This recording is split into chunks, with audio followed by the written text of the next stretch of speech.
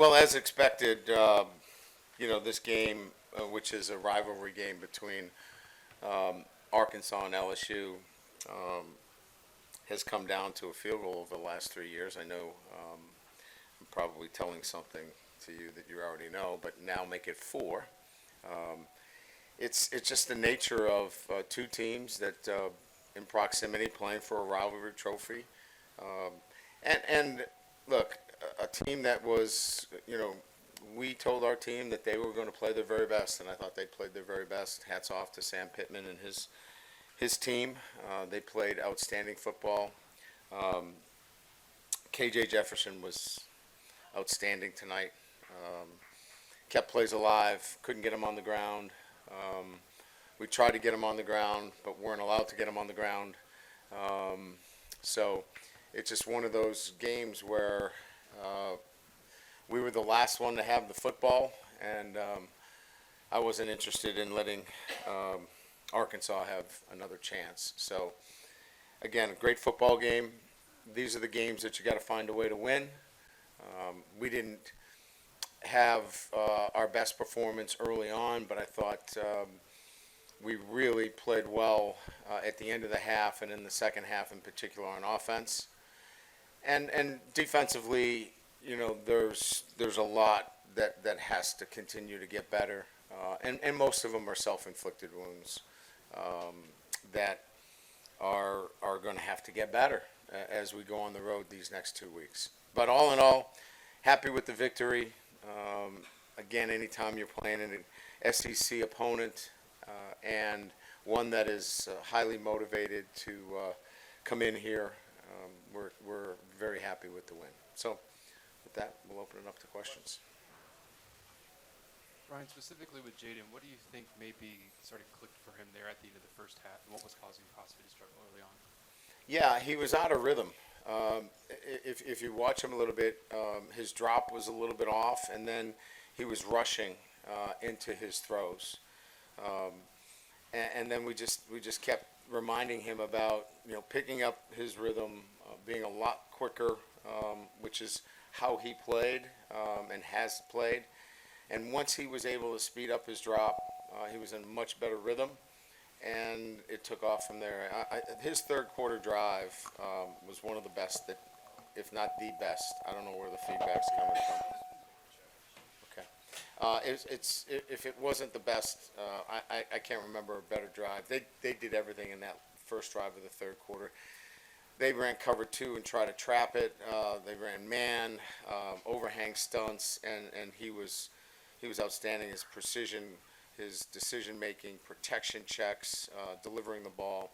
And that's what we expect to see from him, and he played to a high standard in the final three quarters. And we needed it, obviously. Hey, Coach, right here. You guys obviously know what you had in Malik Neighbors, and he's had a really strong start to the season. But what can you say, I guess, about Brian Thomas, who's had a really resurgent year for him as well, and just kind of that 1-2 punch that you guys have at receiver there? Yeah, I mean, we gave him the game ball. We thought the plays that he made, the big plays, really, if you watch carefully, they were bracket covering Malik. They had man-to-man plus the safety inside out with the linebacker low or drop. So sometimes they had three. So we had to find alternatives. And again, Brian Thomas stepped up big for us, made some big plays down the field. And we still were able to shake Malik loose on some over routes that got him out of some of those double coverages. And then when we did get one-on-one, like in the fourth quarter, where we got the one-on-one coverage, he threw a dime and dropped it right in there. So it's really about the quarterback making great decisions and then finding these talented receivers and then making plays. Ryan, the roughing the passer call happened right in front of you. Did you think it was legit or not? Well, however I answer this question, I put myself in a very difficult situation. All I can tell you is that there was no blow to the head. There was no blow to the neck area. He thought it was unnecessary. My response was, he's 252 pounds. You try to tackle him. We couldn't get him down on the ground. You can't bring a rope out there. And he was not trying to, do anything else but try to get him on the ground. So, our supervisor officials will look at it, we'll send it in, and we'll get some kind of response from them. Coach right here, Logan Diggs, 14 carries. Can you kind of talk about, though, that last drive, just him being able to get those tough yards, and I know that's something y'all have really been looking for. Yeah, I would agree. That was obviously the drive that, we got into what we call barrier, which is, they had no timeouts. I think we ate over 5 minutes off the clock. I had no intention of giving them the ball back. I don't know if you guys wanted to, but I didn't. And so it was really just a matter of, when we call barrier, we're not looking to score. We're looking to score a touchdown in that instance.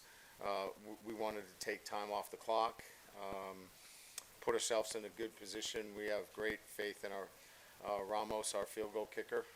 Put him in a good position, take as much time off the clock. We got it down to about 5 seconds. And it worked out pretty good. Yeah, that last sequence of plays, would you have rather had no time on the clock? I mean, call the timeout after third down rather than after second down? We had to let the clock run all the way down to get the mathematical number to that level, or we would have risked our situation to be such that we would have had to run the field goal team out there without a timeout, and I wasn't interested to put ourselves in that kind of situation. Hey, Coach, did the time of possession that they had, did that concern you as the game went as far as defense getting tired and into the fourth quarter? I thought about it, but, we got 7 possessions in the first half. So when I looked at it at halftime and I said 7, I felt like that was going to be enough. Now, certainly we wanted more possessions because the numbers were certainly off at halftime. But I felt like if we could get 7 more in the second half, possessions weren't going to be the what would dictate the game. We just needed to make some more plays on defense and continue to play really well on offense. Coach, over here, the phrase "C-ball" get always used with Harold Perkins a lot. Are you seeing that kind of from Whit Weeks, and overall, what do you think of his emergence as a starter? I think this is his second start. It's hard for me to dissect the game from the sideline, but he's active. Obviously he impacted the game in a positive way. The running game, from the running back standpoint was not a factor. The quarterback was a factor. Certainly the draw play, and, they carved out our 4 technique a couple of times on a G play. But I would say that in terms of his run game fits, they look to be really good. We lost coverage on the tight end late in the game. But other than that, I thought he had a nice game. Coach, back here, you mentioned about how Malik was getting double covered, but he was still able to get his touches and have a really good game with 2 touchdowns. How important is it for him to still be able to get his touches like that for the overall success of the team and then for his morale as well? Yeah, look, that's our job as coaches. You can't get your best player erased. You got to move him around, and we move him all over the place. If we just line him up in the short field, you might as well just say he's not going to get any catches, because you're just leaving him in a position where they can, in fact, take him away. They can drop the jack, they can roll the coverage, they can put the safety over the top. So we've moved him all over the place. He's played X, he plays Z, and you have to do that when you have a great player like Malik. Hey, Coach, what was Arkansas doing to sort of neutralize your guys' pass rush, at least in your opinion? Well, I think we brought mostly a 3 and 4 man rush. When we brought 5, we were able to influence the pass rush a little bit. But we had a hard time, getting him on the ground. I wasn't that concerned about the lack of a pass rush as much as I was, we didn't do a great job of getting him on the ground.